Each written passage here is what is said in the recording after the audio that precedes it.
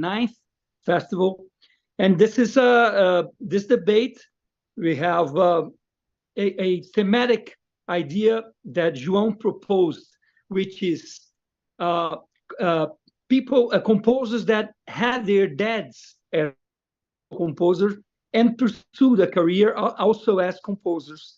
So we have a very special guest, which is Peter Bernstein, son of Elmer Bernstein, and Marcos Souza, son of Chico Mário, both composers which had their dads as composers as well. So I will start presenting Peter. So Peter is an American composer, as I told you, son of the conductor and composer Elmer Bernstein, with whom he actually frequently collaborated. He is notable for many films that he scored and co-scored with his dad as Silent Rage, Bolero, The Rework Adventure, The Battle for Endor, My Science Project, Canadian Bacon, and Wild Wild West. He also composed music for television series such as 21 Jump Street, The New Outer Limits, and Walker, Texas Ranger.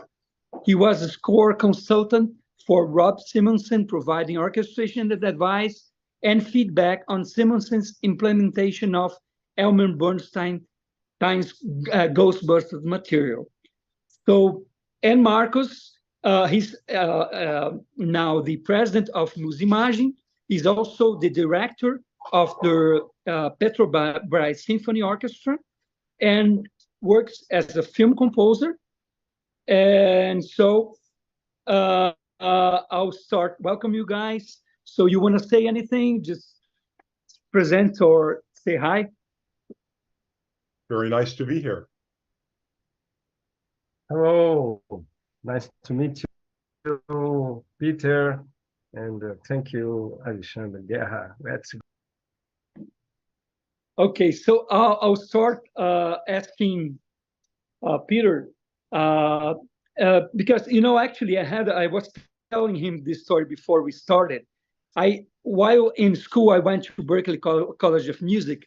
I had lessons with Dave Spears, and David worked with Elmer as orchestrator, as also Peter did. So, and he told me they are friends, and they work together. They orchestrated films from each other, which is also very interesting. And I remember Peter, David once told us a story. He had just orchestrated some Elmer Bernstein music, and when Elmer went into the podium to conduct the music, he liked so much the orchestration that, and as a tribute to David, he said, "David, you should conduct this because it's very well orchestrated." And Peter and David said, "Oh my God, now I have to conduct. I didn't prepare myself to that." But it's a nice story, and so I wanted to say that to start. But then, Peter, I wanted to know how much your father's music influenced your style composing for films.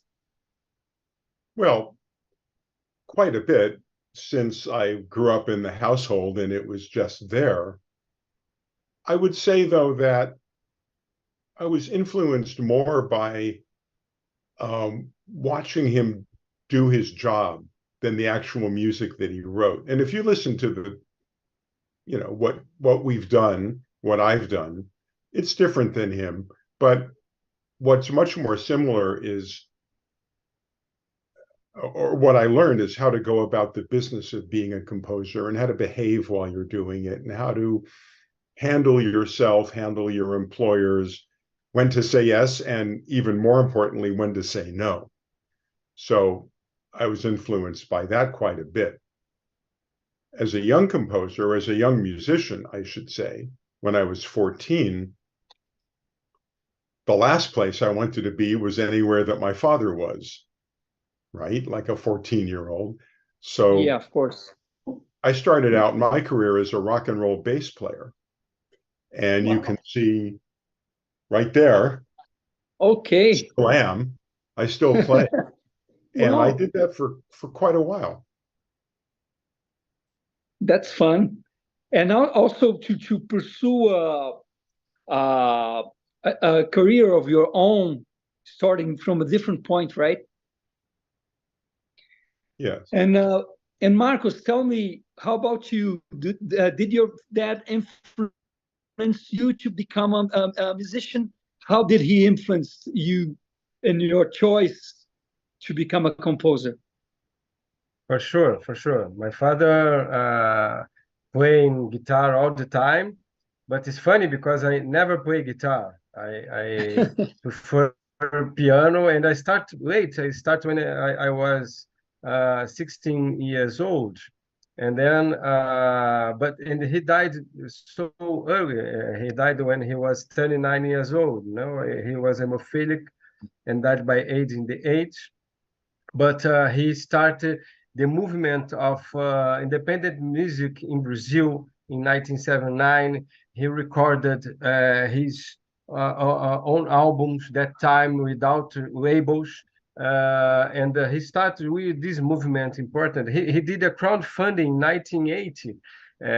He sold his Wow. album before record his album in 1980. Wow. Then I was there, put the cover, the LP into the cover in my home all the time, and I was in his concerts all the time.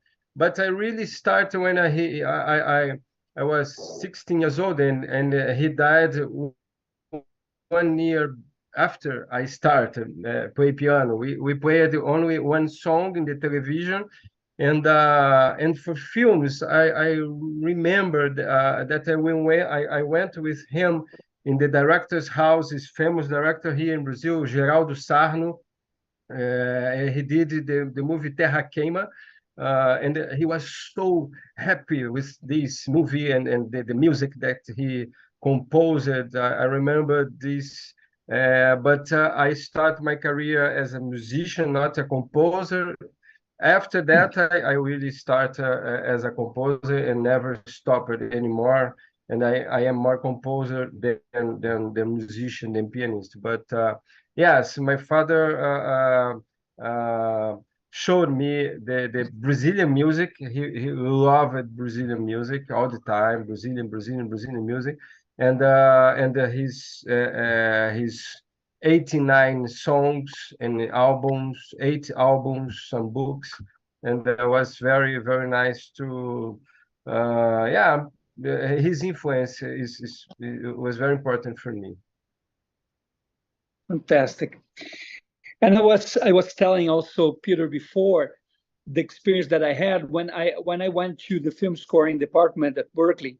We had an introduction to film score, and then we would learn the story about the music for the films. So we would go over Eric Korngold, Max Steiner, Nicolas Rosa, the guys that actually did the bridge between the concert music into film score. And the guy, especially Max Steiner, that kind of found a way of the music to be functional with the film, not only an adaptation of concert music into the score. And I remember when we got to a point to talk about Elmer Bernstein, they really had a very special place for him. He was very much valued as one of the first American composers that would have a different signature, a different musical signature, with something that it was not so connected to the European style of the late Romantic as Korngold and Max Steiner were. He were more influenced by the music of Aaron Copland at that time, of course.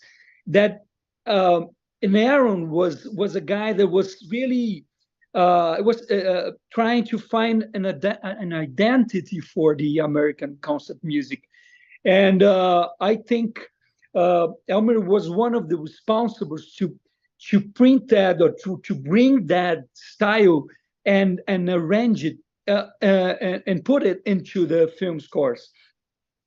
So I ask you, Peter,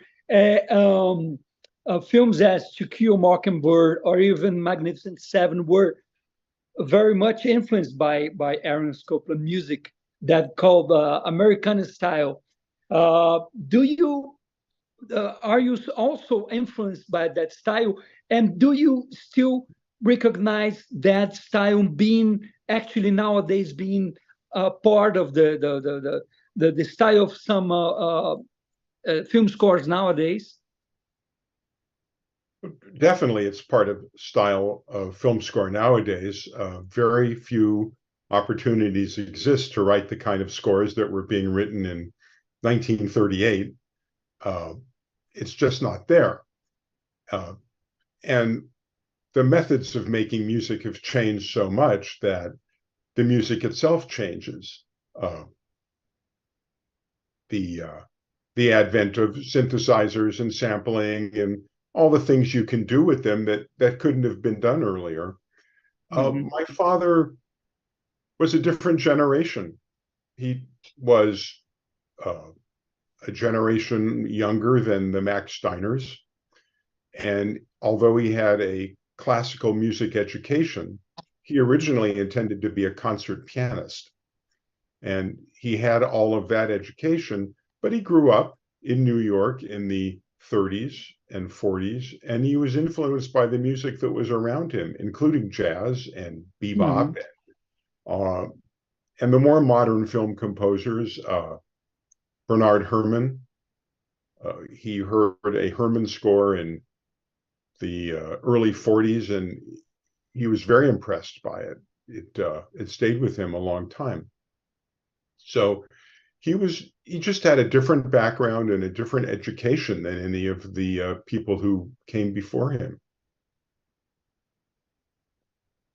Yeah, I remember once seeing a documentary when Bernard Herrmann was recording with the orchestras in Los Angeles, and then he told that the musicians did automatically all the portamento for the notes, because the music composers that came before did so much of that luscious, romantic style, and then he was exactly the opposite. No vibrato, no portamento, and then he.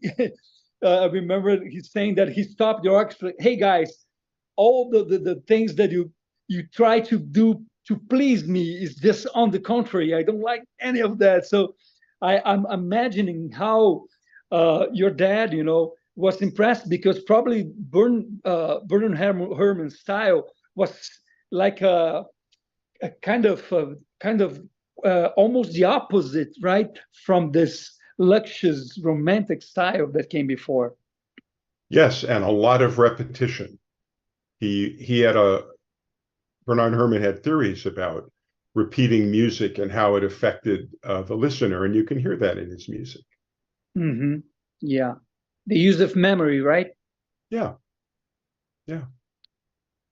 And Marcos, you have, as Peter will tell us a little bit later, he's just written a book about his dad, and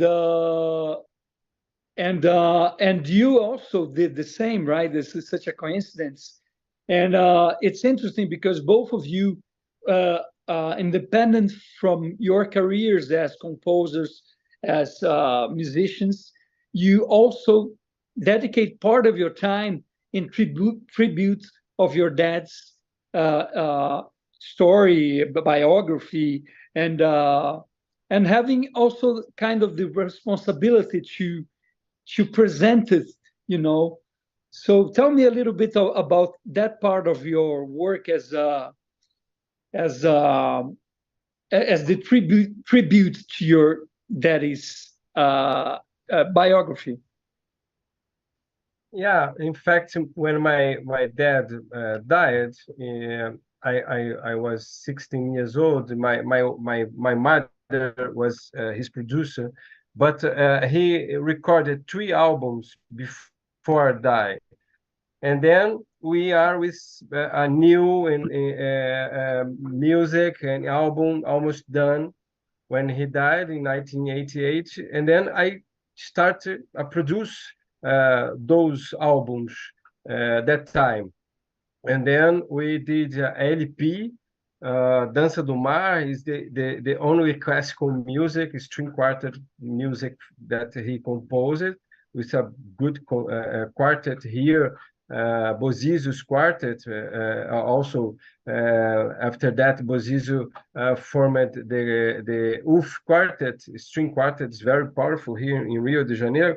And the funny thing is that next year, the 40 years of this quartet, they will play this work of my father, arranger, the new arranger for quartet, string quartet, but they will play next year this song.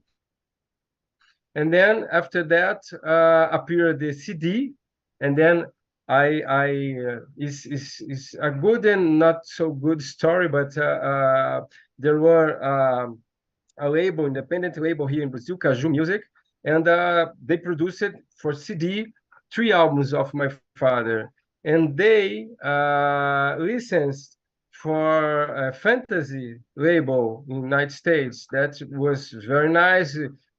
Sold 4,000 CDs, but they never paid us. Wow. Well, yeah, the label finished in 90s, this Caju Music. Also, the fantasy distributed the music of my father. Until today, I cannot do anything. I lost the contract because a long time ago, and then, well, it's a mess. But after that, we produced in CD. And after that, online music, and now you can listen my father's song in Spotify and streaming platform, the 8 albums, you know. And also I have a project with my sister. She sings, and we just released last year an album with his lyrical songs. And I produced a movie about my father. In the famous director here, Silvio Tendler, he produced last year a musical movie about my father and also my family, because the brother of my father was a famous cartoonist in Brazil, and another one a sociologist. They were 3 brothers that died by AIDS that time, were hemophilic, and I produced a movie, a documentary, 3 Blood Brothers, about them. And then all the time we are doing something, discover something, new song, new work. And nowadays in Global Play is I think the stronger platform, streaming platform here in Brazil. More people than Netflix in Brazil, Global Play. Now there is a series about my uncle Betinho, and also my father with my father's song. And then all the time, it's true that I and my family, we are doing something with his work.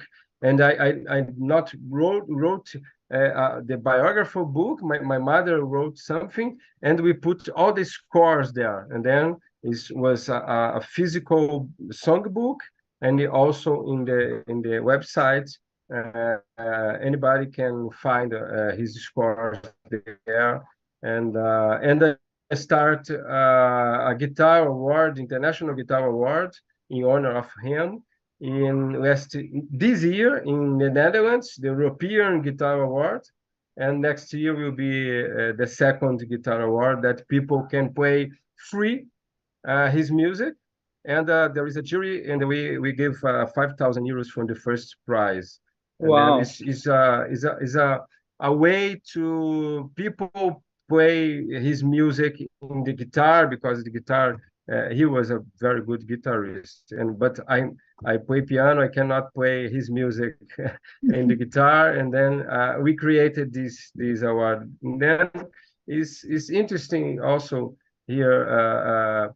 Peter says about his father, because when we like the work of our father, we admire, and we have this responsibility that you told us to spread, to put his memory at least music memory nowadays for the young people and in the future. No? Great, great. Peter, how about your book and tribute of your dad? Did you is this something that somebody suggested you for doing or hired you to do, or is a personal project that you started by your own? Well, it was a personal project that the family wanted to have done, but it was definitely a personal project for me, and a lot of fun to research things about what he did that I didn't know about. So it was very, what's the word? I learned a lot about him. What were your main sources for information about him? Number one was an oral history that he left behind, where he just talked about his life and what he did, but that was incomplete. And it was only about the things that he remembered at the time or wanted to talk about. I, of course, knew a lot of people that he knew, and those who were still living, I interviewed, many interviews. And then I went to other sources to fill in information, papers from the government when he was blacklisted in the 50s. Oh, really? Why? Why? Yeah. For his politics. Wow. Yeah, he was blacklisted in the 50s, and he had to testify in secret before a committee. Wow. Something that Cecil B. DeMille arranged when he was working on the Ten Commandments. So I researched all that. I have all that information. It was fascinating because he didn't really talk about that very much. And what were the things that you found out about him that you didn't know in the process of research? Mostly his early life. I mean, I lived a lot of his later life with him, so I knew a lot of that. But things from his early life that I didn't know, how he was brought up, things he did, his influences,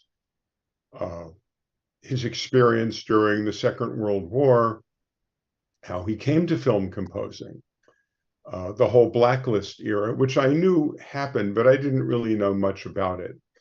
All of those things became clear in writing this book. Do you find coincidence in the biography of your dad getting into music and onto film music and your own career? None at all. Not at all. None at all. Completely different. It was completely different. I orchestrated for him on and off from about 1974 to 1986. But I was doing a lot of other things at the time. I was still in the rock and roll world, playing or producing records or whatever. So all those things were going on at the same time. And my early work as a composer came through connections in the rock and roll world and had nothing to do with people that I knew through him, shockingly, Wow. But so you never have you been commissioned to a film score because you were son of Elmer Bernstein and people expecting you to write in his style? That ever happened to you? No, never. Oh, that's good. I did early on. I got work doing comedy films because I had orchestrated these other comedies for him, like Animal House or Ghostbusters. So to the extent that people thought I might know something, I would, yes, but nobody ever said, do it like he did. I couldn't anyway. Fantastic. How about you, Marcus? Did you ever been commissioned to a work because you were son of your dad, or somebody expected you to write music as your dad did? Did that ever happen to you? Oh, I'm lucky Marcus? because I'm pianist, and my father, yeah, I'm here. Yeah. I'm lucky because I am pianist, and my father was guitar player. This is good, and then no comparison. But and the music, I remember that I was in the Betinho's house, my uncle's house, with my father, and I was starting and I play a song that I just made that time, and Betinho told for my father, "Oh, look, this guy is good. He's better than you." And then, oh, okay. And then we went to the car, and my father, look, your uncle is sometimes is exaggerated in some things. And then, well, I 1 year after my dad died, and then I didn't have time to talking about music and composition. But I remember that he all the time, you must work the music, not do and done. But no, I started with a group playing his music all the time. I played his music all the time, and then in different way, different arrangement. I never heard nothing about this, but I'm happy because I played his music, but also I have my music, my soundtracks. I found my way as a composer of soundtracks. I did more than 20 documentaries, some series, and I play with my sister the music of our father. And then it's good. I think it's very health relationship with his work. Perfect. Fantastic. You know, Peter, I was the other day listening to an interview with Thomas Newman, and he was telling the story that when he came across a film, The Good German, that he thought, if my father were alive, this is the type of score that he would write, as nobody would. So he paid a tribute to his dad, writing the main theme in the style of his dad, not that he was asked to do so, but he just as a tribute and to his dad. And then I was wondering if that ever happened to you. Did you ever got to something said, I'd like to walk on my dad's shoes on this score?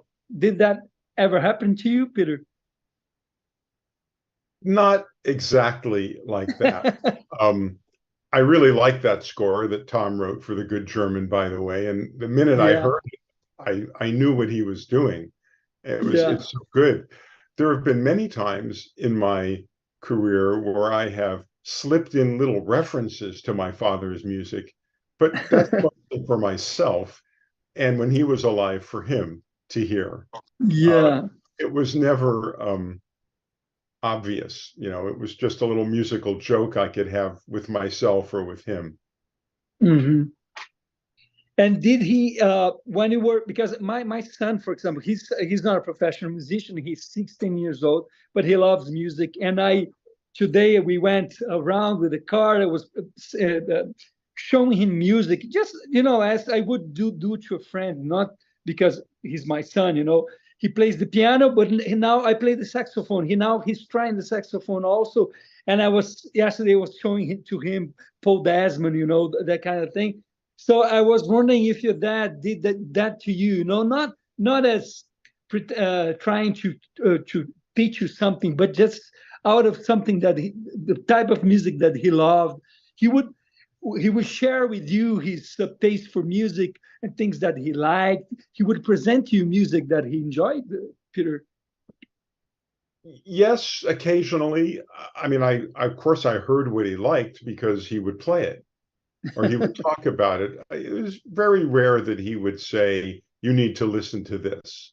A few times he did.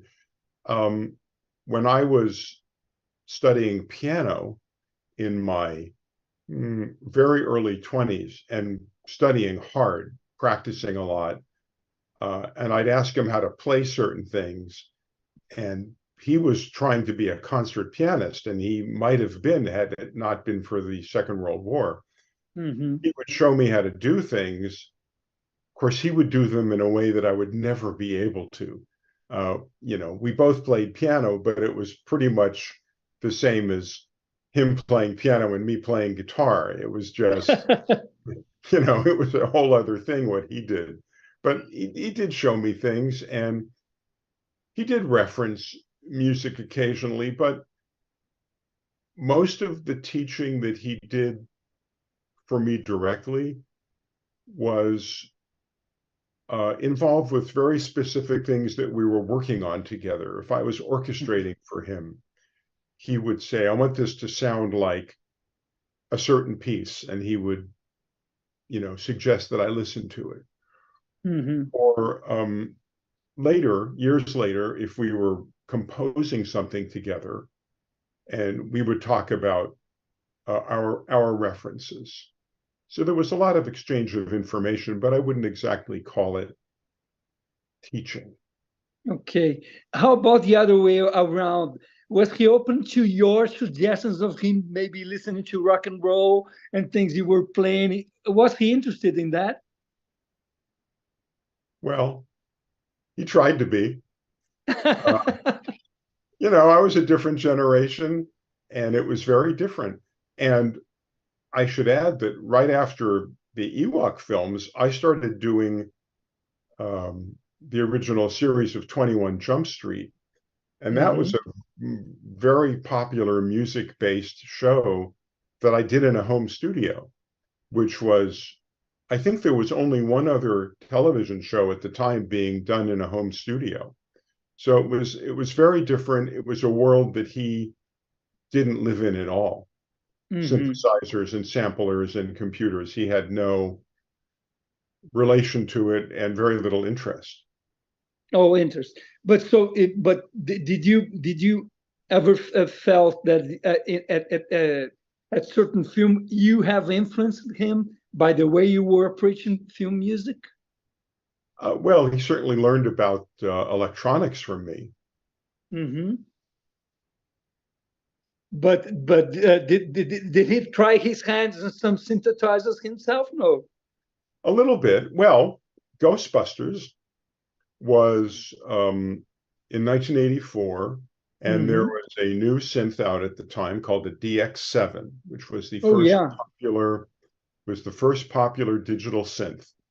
And they were extremely difficult to get. They were very popular, and everybody wanted one.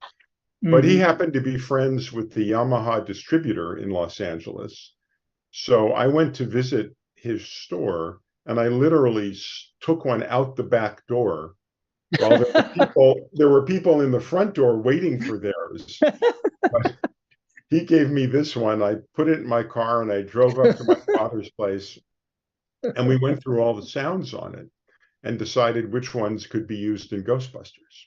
Oh, nice. So, and I should say that very early on in his career, he used a lot of electronics, at least the ones that were available at the time.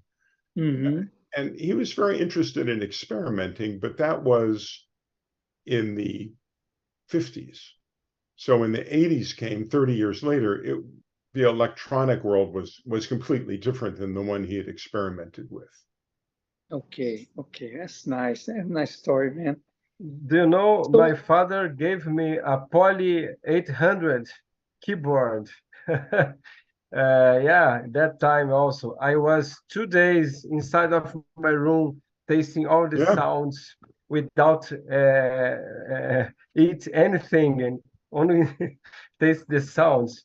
I think it's Korg, no? Poly 800. Yeah, I think it's Korg. Yeah, Holland. Korg. Yeah. I remember my father gave me some months before he died, and I was into my room tasting all the sounds. Great. And Peter, your father or you know a little bit of Brazilian music. What do you know about Brazilian music and or bossa nova or? Well, my father was very interested in it. He spent time in Brazil at festivals, and he met people there and introduced me to a few of them. And there was a period of time when he was very interested in Brazilian music. And I've listened to, not all of it, but I've listened to quite a bit over the years.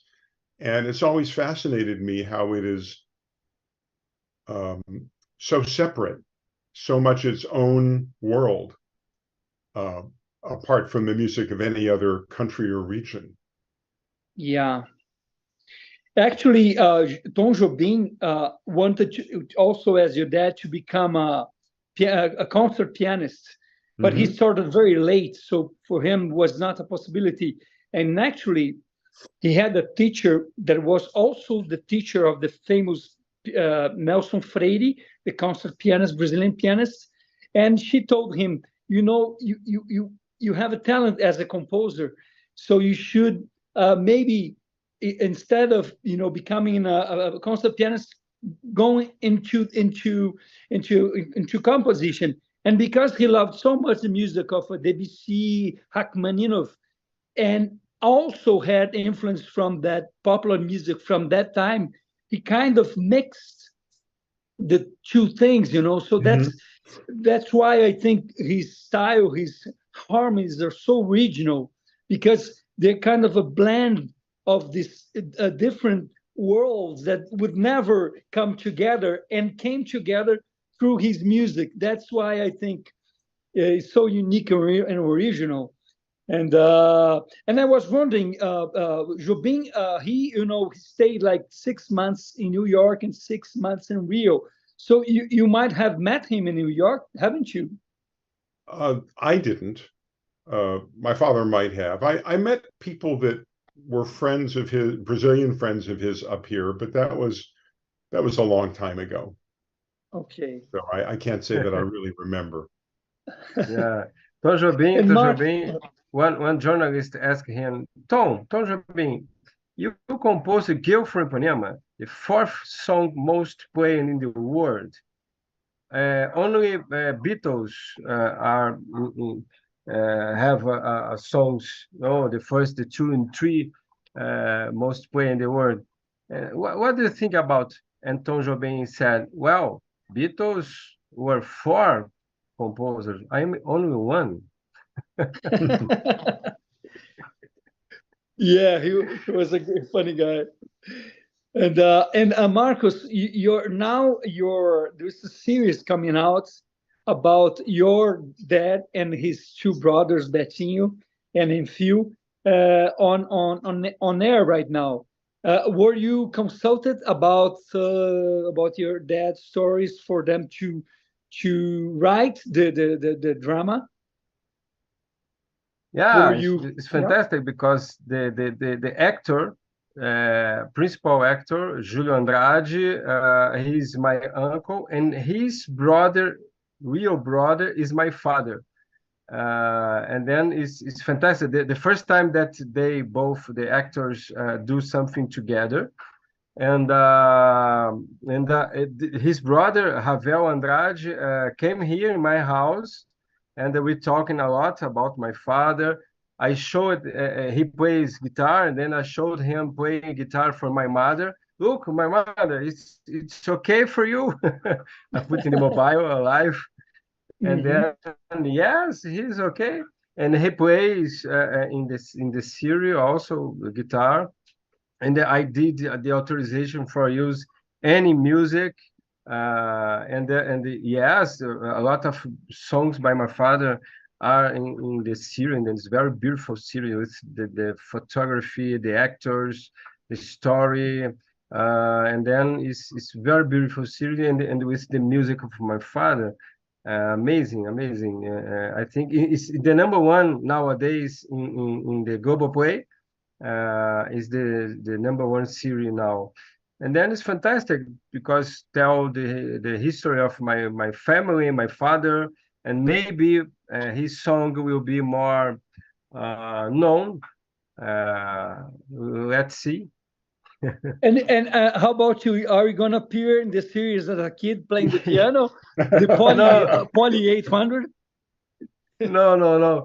But I was there because there is a famous song in Brazil que sonha com a volta do irmão do Enfio. Elis Regina is a famous singer, sang one song about the Brazilian in the dictatorship, during the dictatorship, that Brazilian people that outside of Brazil because of the dictatorship, and then came back in 1979, and Betinho was the most important character of these. And then they recorded, they shot in the airport 3 o'clock in the morning in São Paulo. I was there.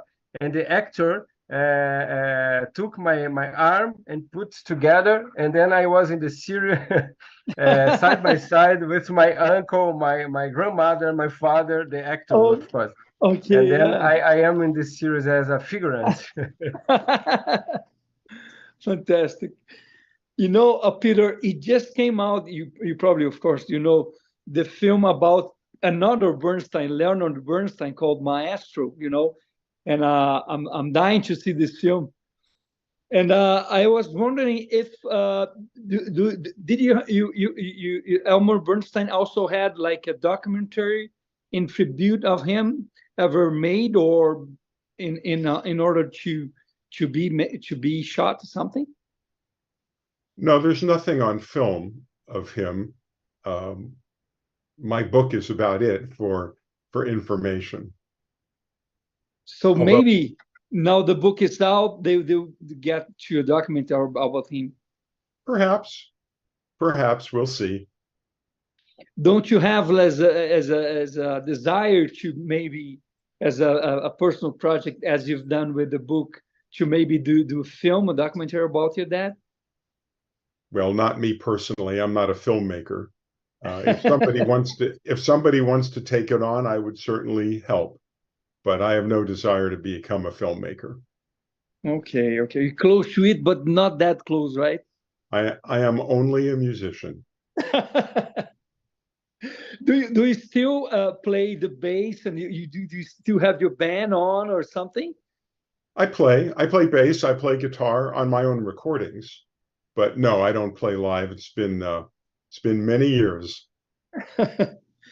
You know, I don't know if that happens to everybody, but that happened to me. Like after, let's say, 20 years in the career of writing music for films, especially nowadays where the music becomes more textural without so much melody, so much of a recognizable music. I feel that the music is being kind of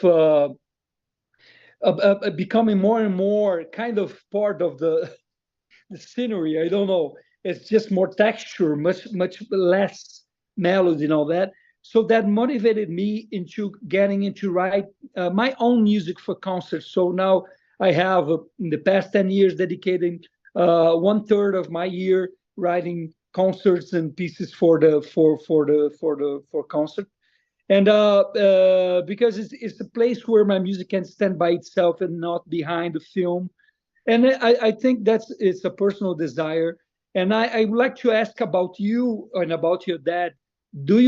Have you been writing your own music to being played in concerts, or did your dad had that desire? How about it? Well, he had the desire, and he wrote a few concert pieces. There's a guitar concerto, which gets performed a lot. It's been performed in Brazil. I can't remember where. I have written a few things, but really, once you start this career, and if it's going well, you're just too busy. I was too busy for 30 years to do anything except, write the music I needed to write and take care of my family and do the other things one does. So writing concert music was not a career I had time for. Okay. But do you have the desire maybe in the future to work on that, or you're pretty well with the films? Well, I don't know. I mean, I've written pieces that are not for film, but mostly for fun. I don't know that I've written anything strictly to be performed. And when I write pieces that aren't as part of an assignment, they're usually just for myself. Okay. And nobody is allowed to hear them. That's good. And how do you work? Do you work at home, or you will go to a studio to work while composing the music for film? Do you like work in the mock-ups yourself? Do you have people that help you? How do you work? Well, I've worked all kinds of different ways over the years. Lately, I've been writing with my sister. Oh. Who is a little younger than I am. And we've been working together, which is really nice. I work out of my house in another section of the house. At other times, I have had spaces away from home or a separate building on a property. It's been all kinds of different things over the years. It's just myself and my sister now. Okay. And I was wondering, because you are, besides being a composer, also an experienced orchestrator. But even then, do you hire orchestrators to orchestrate the music? I am very difficult on orchestrators because I imagine. Yes. I imagine. Yes. Orchestrators and I, well, I mean, we do what we do, but I do a lot of correction sometimes. But I haven't worked with an orchestrator lately. Either I've done it myself or there's been no need. But over the years, I have worked with some great orchestrators, and it is a skill. It's not the same as composing. Yeah. To be really great, it's a profession by itself. Yeah, I agree. I always when I teach and tell my students, I think it's what I call changing hats. Sometimes I'm with the hat of the composer, then I change to the hat of the orchestrator, and then I change to the hat of the copyist, and I change finally to the hat of the conductor, because when I have to go up and conduct, I have to prepare myself. It's not ready out of the box. I have to really practice it, because even though I know the music very well, if I don't get myself prepared, I screw everything up. So I really think, in Brazil especially, where our market's very small, we don't have the luxury of having a conductor or a copyist and all that. We have to kind of do everything ourselves, So I comprehend perfectly what you're saying, because it's a different craft. It's a different, I think really when I finish composing, it's like I kind of abandoned the composer and changed my mindset into orchestrator, which is a different concern, Yeah. When I did the Ewok movies, I was working with the same person who worked with my father at the time, a man named Christopher Palmer. And I gave him my normal sketches, which were, they weren't, what's the word? They were pretty complete. I wrote fairly complete sketches. And when I started conducting it, it was incredible what he did. It was amazing. And I was conducting this thinking, is this my music? Did I write this? It sounds so great. And that was that must be a fantastic feeling. Somebody that enhanced your music, right? Enhanced. Saw something in it that you maybe wouldn't see. Yeah, well, had more. Yes, I spent my time composing. He spent his time orchestrating how to figure out what I gave him meant and how to make it better. Wow, that's fantastic. That's fantastic. Fantastic. How We about have, you, Marcus? Yeah. Yeah, we have some question here from our composers friends. But before, Peter, do you meet some composers in United States? Do you have some association of composers also? Well, I know many. Yeah, but you meet, you exchange informations, experience, and Yeah, some information, some experience, and most times we just go out and have dinner because yeah, it's Oh, fun that's to be good. around each other. No, great, great. Because here, before 2015 that we started this festival, we know each other, but my email and never meet in person, you know.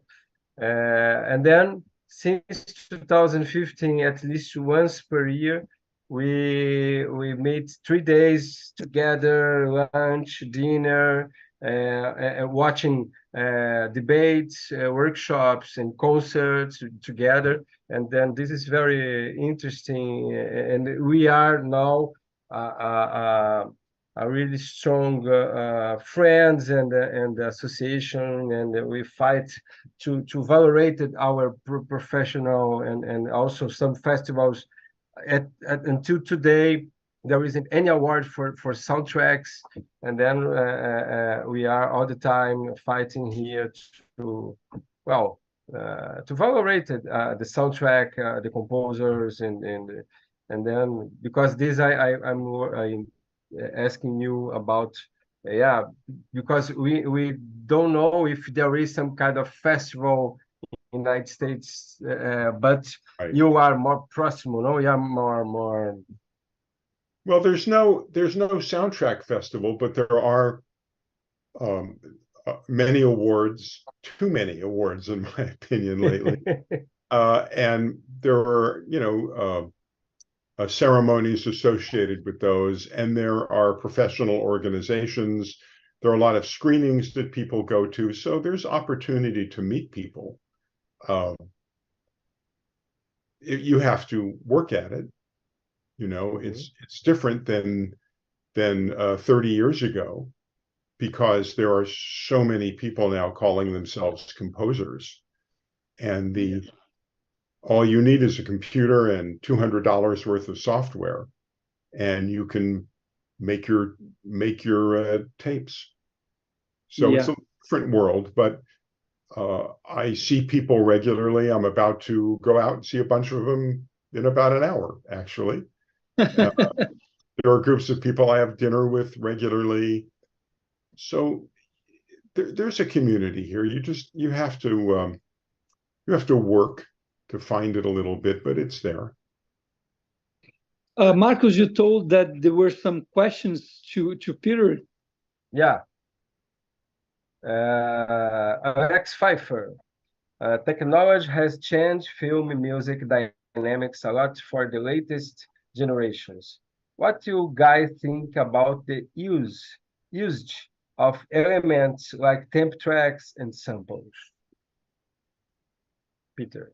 Okay, I'm going to have a slightly different view of this, and this is why. When people ask me how long I've been in the music business, I usually say since the day I was born, because as soon as I was old enough to understand language, I've been hearing about the music business. And one of the things I've been hearing since I was old enough to understand language is how the music business is getting worse. I've been hearing that literally for 72 years. So I have a different view. It's certainly getting different, and things are changing all the time. And when my father was saying that in 1960, it was because things were changing from that way things were done in 1950. And they were different in 1970, 80, 90, 2000, et cetera. So it's always changing. So I don't say it's better or worse. It is certainly different. I was lucky. I made it through the change from a pencil and paper and a baton and a piano to sampling and computers. I was the right age when I was in school, in my very short college career. I studied electronic music with a person named Morton Subotnick, who was a pioneering electronic music composer. And so I was comfortable with the idea when everything changed about 15, 16 years later. So I was able to survive that. Some of my friends didn't. And so, yeah, it's been changing. It's always changing. It's going to change from where it is now. Question is, what are you doing in that change to make some worthwhile music? Yeah. Do you have more questions, Marcos? No, we can go to the final considerations. You can.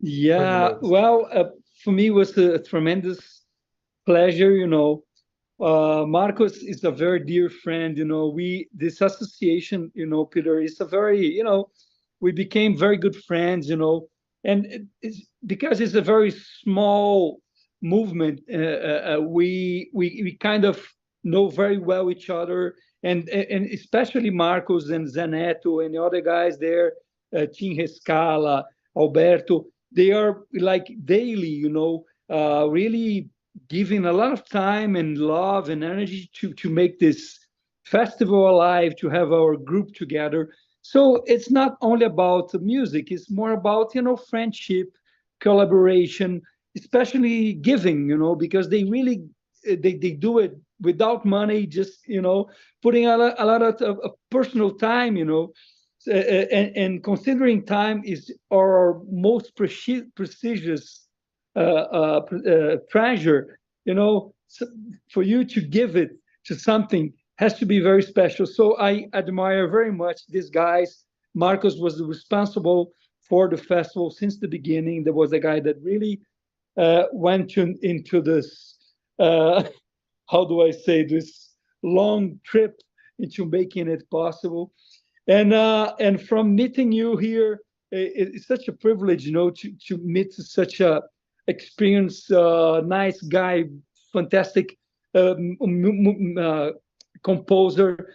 So it's a moment for celebration, and I feel very fortunate to have the privilege, of meeting you, being with my friends here, having your presence in our festival. So I just wanted to thank you very, very much, and keep the door open for you to speak whatever you want to know.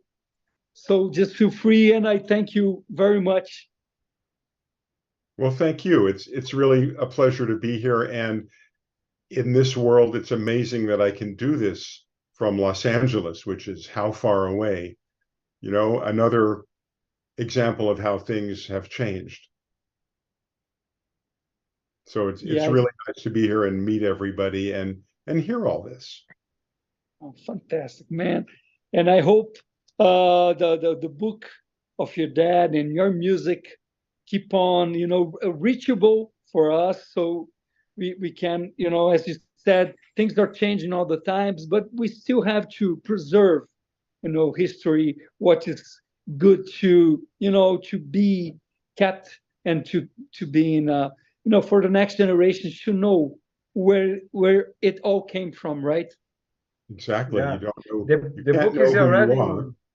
The book is already in Amazon, no, Peter? The book that you wrote about your father? Show. This book is already on Amazon. Ah, fantastic. Wow. Your dad was a good-looking man, huh? I guess. I don't know. It was my father. I never thought like that. Fantastic. Thank you, Fantastic. Alexandre, Peter, and it was a great pleasure to talk about also my father, and yeah, and I really love soundtracks, and when I listen this arrangement for Ghostbuster is so amazing. So yeah, it's fantastic. It's powerful. I don't know your father's music, at least with his name attached to it. Would you send me some links? Sure. I will send the Spotify of him, Francisco Mário, and but the nickname is Chico. Okay. But Okay. yes, it's a guitar, Brazilian guitar. I will send you also, and after that, when you will watch the concert that we did with your music and your father's music, please tell us what did you think, and keep in touch. And who knows, next year or some year you can come here, I would and love we to. can dinner together and talk. And well, Dinner sounds good. Or if you're in Los Angeles. sure. Great. All right. Good. Thank you, everybody. Thank you, guys. Thank you. It was a pleasure. Be well. Thank you. Oh, Stay you in touch. too. Okay. Bye-bye. Bye-bye.